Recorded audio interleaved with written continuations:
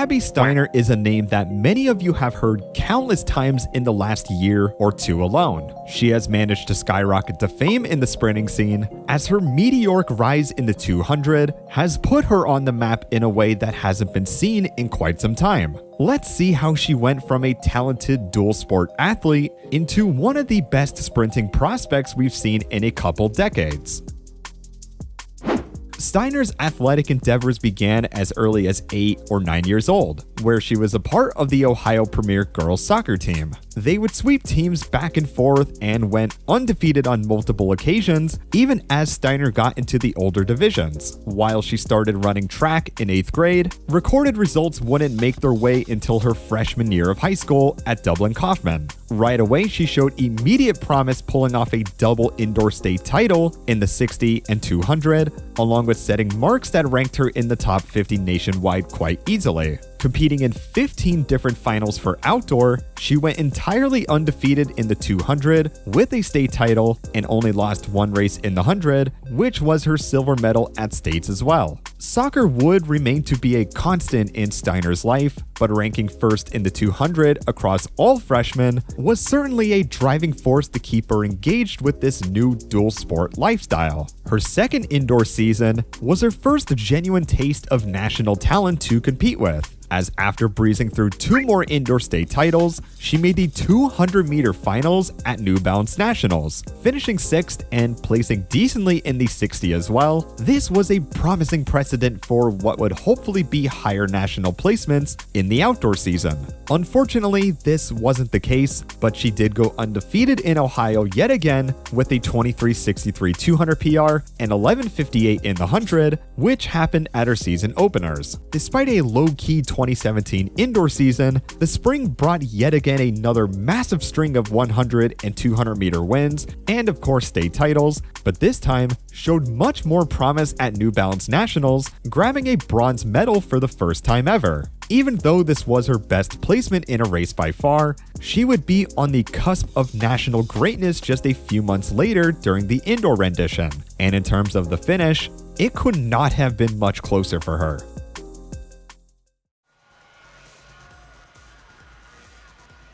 Davis and Steiner. Davis, Steiner, 23:51.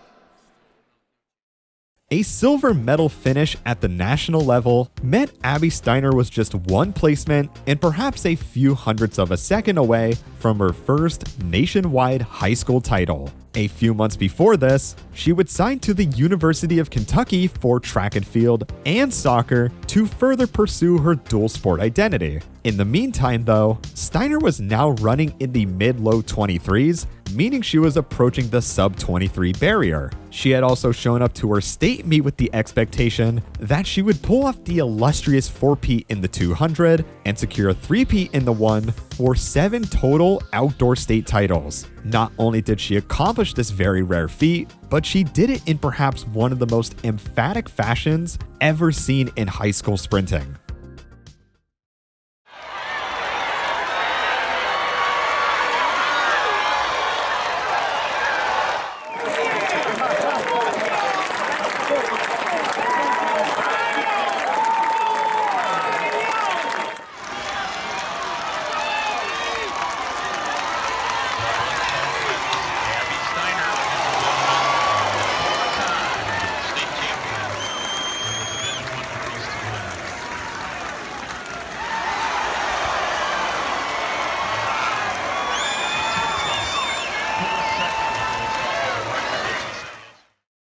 (11:38 and 22:73).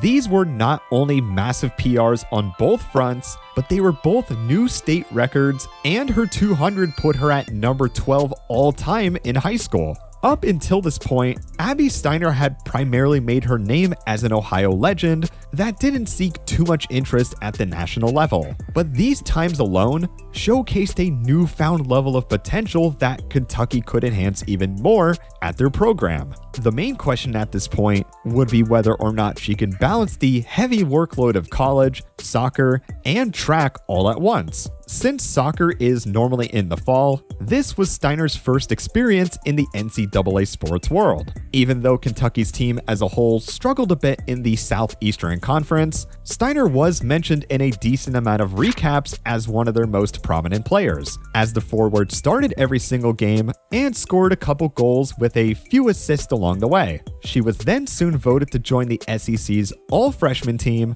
so needless to say, the college environment didn't scare the Wildcat rookie. Her collegiate track debut during indoor was also fantastic too, as she won her very first meet and quickly broke 23 for the first time ever indoors, running 22:97, a time that would guarantee a spot at the D1 NCAA Indoor Championships. Even though she got knocked out of the prelims, Steiner still managed to get fantastic mileage out of her first season, and it became clear that this consistent exposure to high-caliber athletes was nothing but helpful for her. Her first outdoor season as a Wildcat saw massive improvements from her senior year of high school too. The first couple meets were right around her standards for the early season, but this quickly developed into consistent time drops in the 200, running 22:81 to 22:79, then all the way down to 22:59 for a silver medal at SEC's, one of the most competitive conferences for sprinting.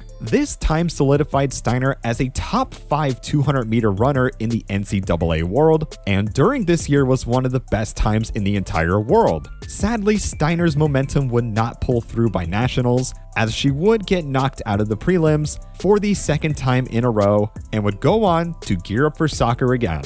Except, she would actually forego her soccer eligibility to fully commit to track and field. The decision to hyper-focus on one sport was something Steiner hadn't done since her youth soccer days, but the results were pretty shocking. She was nearly replicating her outdoor times during indoor, and at the SEC Championships, would secure her first ever major collegiate title, running 22:57. Because she had the fastest time in the qualifying. And Abby Steiner comes off first. She's not going to give it up. Steiner will win it. Now we watch the clock. Woo! 22:57 for Steiner. Wow. That's the world leading time, and it is the winning time here at the SEC Championships. A time like this clearly put Steiner above the rest, as this would rank her first in the nation, meaning that she was looking to do far more than to just qualify for the 200-meter final. Another roadblock would make way though, as the 2020 pandemic massively delayed Steiner's chances at NCAA glory. Despite going a full year with no competitive stimulus, Steiner returned back to 2021 with a vengeance, as she was winning just about every race she put herself in, and ran a 200-meter personal best at the Tiger Paw Invite, running 22:52. She then lowered this to 22:41 in the prelims out of all things at SEC's, before winning the finals the next day. After finally qualifying for her first 200-meter final at NCAA's, this was the chance for Steiner to display her true potential. With a time of 22:64 in the first section to beat to take the national title, there was no question for Steiner that she could beat that, but by how much might have been something she definitely didn't see coming. Out on top, and she's leading coming off the turn. Steiner with that short, choppy arm swing, and she's going to win the section, and she runs fast enough to win the title. Equals the 5th fastest time in world history for the event on the women's side. Ties the collegiate and meet record, and Tamara Clark runs a personal best. 22:38, over 0.2 of a second faster than her outdoor PR, a tied collegiate record, and number 5 in the world all time. Being only a sophomore, there was no question now that she was the American future of the 200. And with an outdoor season underway, NCAA track fans had all eyes on Steiner now. After running a couple relays and 22:79 for her season openers, no race attendance from Steiner would be evident until the preliminary rounds for nationals. To everyone's surprise, she didn't even make the semifinals, as they would be later found out that she was dealing with a lingering Achilles issue that abruptly put an end to her sophomore year. If there's anything about Steiner we've seen before though, it's that she's not averse to staying away from competition for a while and coming back stronger than ever. After making her grand return 8 months later, she would have one of the most explosive years a college athlete could possibly have in the sprinting realm.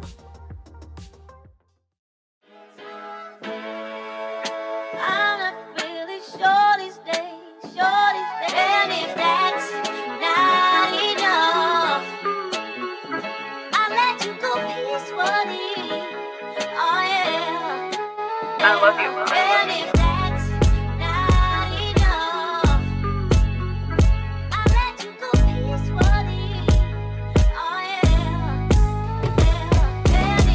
Steiner rolling down the home straightaway. Look at that time. Now she's running against the clock. 22:08. She crushes the record. What did I tell you? She has just been relentless. She told me. Steiner off the turn first, running for the finish line. 22:36 the time to beat. 22:63, I should say. 22:15 which is an incredible time on.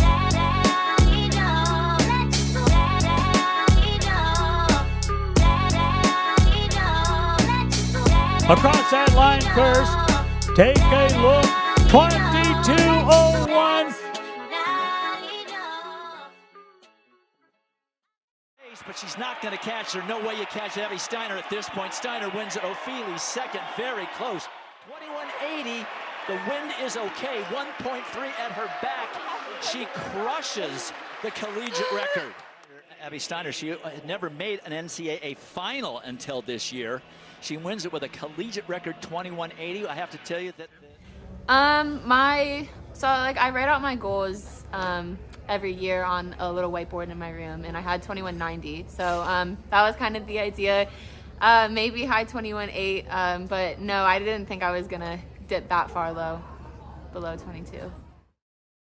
Here we are at the ever so revered Hayward Field. After plenty of titles and massive PRs in just the span of a few months, Steiner has finally made it to the senior national level, where she has the chance to qualify for the 2022 World Championships. Even for the prelims, Steiner barely holds back, running 22:14. For the semifinals, she continues to scare the pros by running 21:80, which is not only a personal best, but a world lead as well. Steiner was practically guaranteed a spot on the team as long as she could replicate or come close to this time again. However, with how aggressive she ran her first 2 rounds, would her more experienced competition get the best of her, or would she just continue to stride far away from the rest of this stacked field yet again? Taking the fight to Abby Steiner, but now Steiner reaches deep, and Abby Steiner's going to be a national champion. And there it is. A lot of people want to put limitations on you, say you're going to be burnt out, but me and my coaches trusted the process, and I couldn't be more excited. The youngster, Abby Steiner, national champion. She had to chase Tamara Clark down and Jenna Prandini third. Abby Steiner went from being the fastest woman in the NCAA to becoming the current fastest woman in America over 200 meters. Her last 50 meters were just simply on another level, and no woman in the country could rival the raw strength she had over this distance. Despite missing the Olympics due to an injury, nothing was holding back Steiner from competing against the world at the same stadium she won her national title at. With 3 weeks to prepare, a current world lead, and a signing to Puma just days before the World Championships, it was time to see how far she could take her half-lap expertise at the international level now.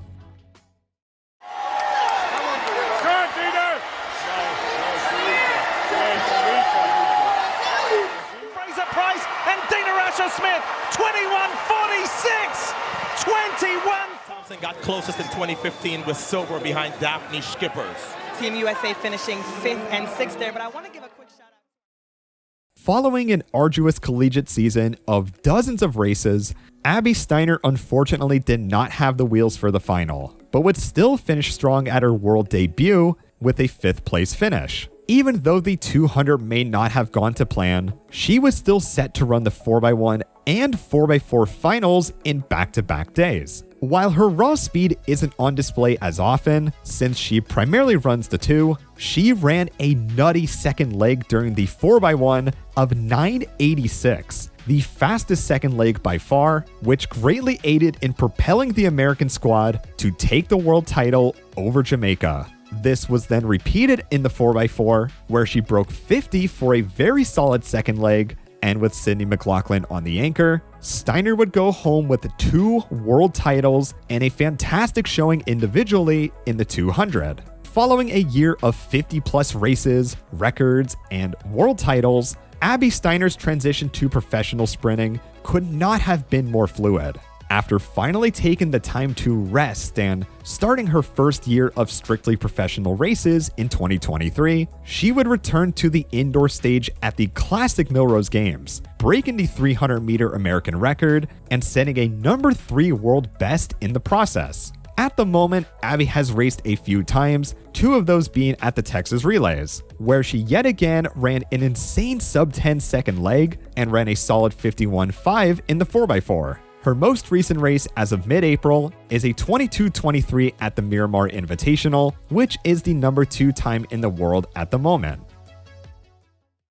Abby Steiner was one of the most respected sprinters in Ohio who had a solid resume going into college, but she wasn't exactly considered to be sport-changing at the time, as she began to commit all of her resources and energy towards a program that improved every strength and weakness of hers greatly. She began improving exponentially to the point where she is now one of the most popular and promising athletes in American track and field. Great times truly lie ahead for the Puma superstar, and with another World Championships on the rise and an Olympics to quickly follow, Abby Steiner may be the name to look out for in the coming years.